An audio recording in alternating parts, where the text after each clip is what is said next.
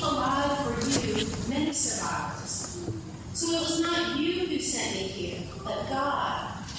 God has made me a father to Pharaoh, Lord of all his house, and ruler over all the land of Egypt. Hurry and go up to my father and say to him, Thus says your son Joseph, God has made me Lord of all Egypt. Come down to me, do not delay. You shall settle in the land of Goshen, and you shall be near me, you and your children and your children's children, as well as your flocks, your herds, and all that you have. I will provide for you there, since there are 5 more years of famine to come, so that you and your household and all that you have will not come to poverty. And now your eyes and the eyes of my brother Benjamin see that it is my own mouth that speaks to you. You must tell my father how greatly I am honored in Egypt, and all that you have seen. Hurry and bring my father down here. Then he fell upon his brother Benjamin's neck and wept, while Benjamin wept upon his neck. And he kissed all his brothers and wept upon them. And after that, his brothers talked with him. This is the word of the Lord. Thanks be to God. There are, according to the experts, a limited number of plots in the literary world. One expert has identified only 36 distinct dramatic situations. I'm not sure that 36 is entitled to an only, but I think when I first heard the idea, whoever was presenting the idea said that there were really only 3. I remember 2 of them. One of those is a man had 2 sons, and the other is someone goes on a journey. And you should hear echoes of both of those plots in this morning's Genesis reading. But of course, this is the Bible, so the man can't just have 2 sons. He has 12. And while we would not argue with the psalmist, we might paraphrase just a little and say how almost impossible it is for 12 brothers to dwell in unity. Certainly there has been this unity among brothers in this summer's lectionary readings from the first moment that there were brothers, Ishmael and Isaac. That was followed with the ongoing struggle between Jacob and Esau. And it was crowned in last week's Genesis reading with little Joseph ratting out his brothers to their father. And those same brothers deciding that it was time to get rid of the little tattletale and his coat once and for all. It's Judah who suggests selling them to the Midianite traders, and that's what they do. They haul Joseph out of the hole where they stashed him and exchange him for 20 pieces of silver. Why, yes, it would be good and pleasant if brothers, if families, if communities, if congregations, if nations could live together in unity. But the fact that Jacob's sons didn't, or couldn't, live in unity means that we get to move on to the second basic plot. Someone goes on a journey. Courtesy of his brothers, Joseph goes on a journey that takes him from favorite son to sellable commodity, to slave, to prisoner, and ultimately to today's reading, where he is one of the most powerful people in what is one of the most developed civilizations the world has ever seen. Joseph stands before his brothers with the power of life and death. He is the one who decides who can buy the grain in Egypt. He can decide those to whom he will not sell. He can set the price on that grain, making it either affordable or totally out of reach for whoever is asking to buy. To those who cannot buy, for whatever reason, Joseph's refusal to sell is roughly a death sentence. That's a lot of power to hold over the heads of brothers who started you on a journey that had lots of powerless moments. And to be honest, Joseph takes the opportunity to mess with his brothers more than a little. Even before this morning's episode, Joseph had seen his brothers in this famine cycle. The brothers had come to Egypt before to buy food. Joseph recognized them then and accused them of being spies, requiring that one brother stay behind in Egypt while the others went home to get the missing brother that Joseph had asked for. And that's what happens. The brothers then return to Egypt when the grain they bought the first time runs out. They take Benjamin to Egypt with them. They eat, they drink, they are merry in Joseph's house. And then Joseph messes with them again, one more time. Before they go back to Canaan, Joseph has the servants put his own silver cup into Benjamin's sack of grain so that it can be found later. And Benjamin can be accused of being a thief.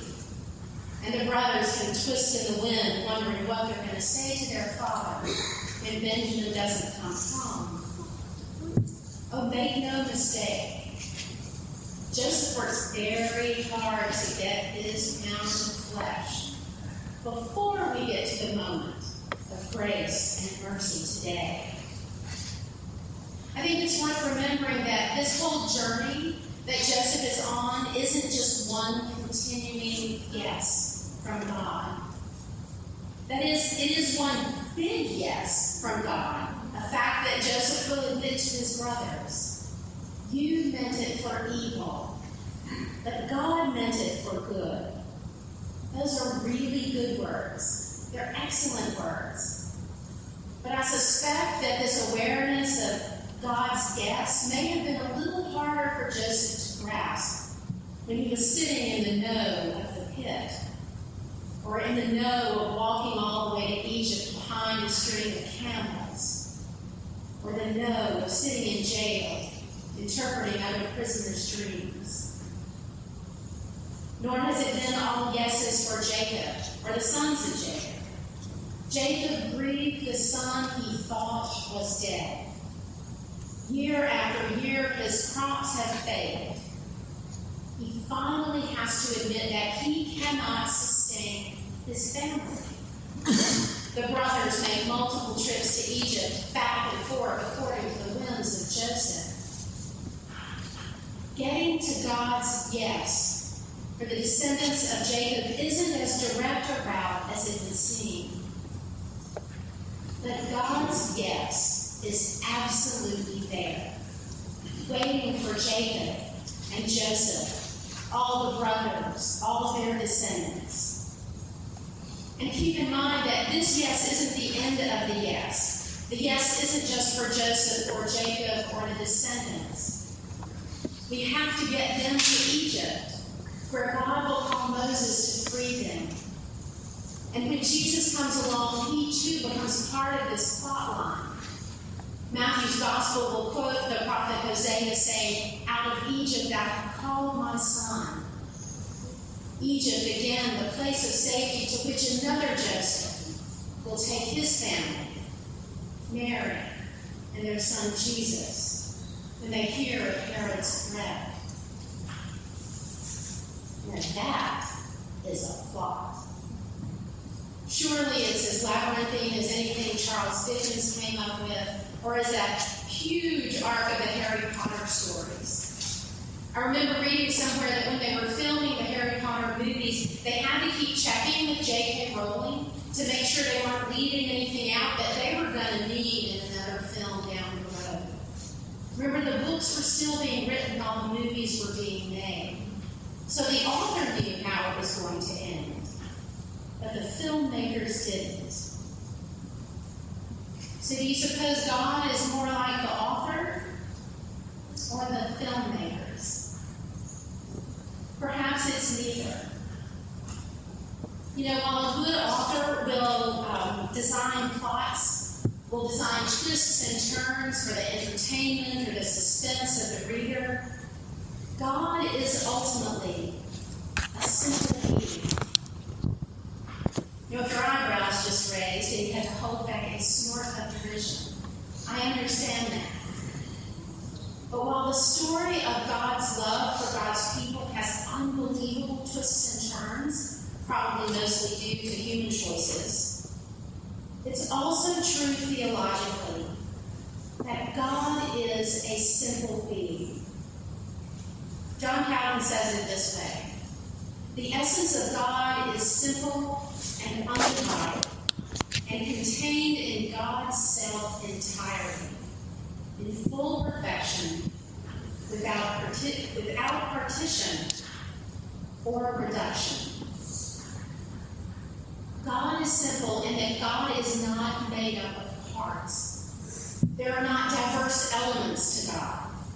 If God is present anywhere, then all of God is entirely present, because God is just one thing. God is not body and spirit. God is not form and matter. God doesn't act omniscient. God is omniscience. And if God shows up at all, then it isn't part of God that has shown up. All of God shows up because God is only one thing. Simple, right? Maybe that's a topic of study for a Sunday school class. God is a simple being, not made up of parts. And what that means is that God can't have one part of the divine nature at odds with another. So if and when God has a plan, then everything God is focused on that plan and its success. The simplicity of God assures us that when all is said and done, God will finish what God intends for us. We may not know entirely how God is working and acting on earth. Goodness knows that's true if you look at the news. But we know that God is acting. And that, as Romans reminds us, all things work together for good for those who love the Lord. Notice Scripture doesn't say that all things are good, but that all things can and will and do work together for good because God's plan is for good. I know the plans I have for you, God says. Plans for good and not for evil, to give you a future and hope. That future and that hope isn't so much because we're so wonderful and we're entitled to a future and a hope. That future with a hope is much more about who God is and about the fact that God's plan for God's people is a future and a hope. We don't always know what God is up to. And we should be rightly cautious about saying that we do know what God is doing in the world and why God is doing it. But we cannot give up on the notion that there is, ultimately, both a why and a what to God's work in the world. Those should be words of comfort for anyone. Do you feel like life is just happening to you and you have no control? So did Joseph.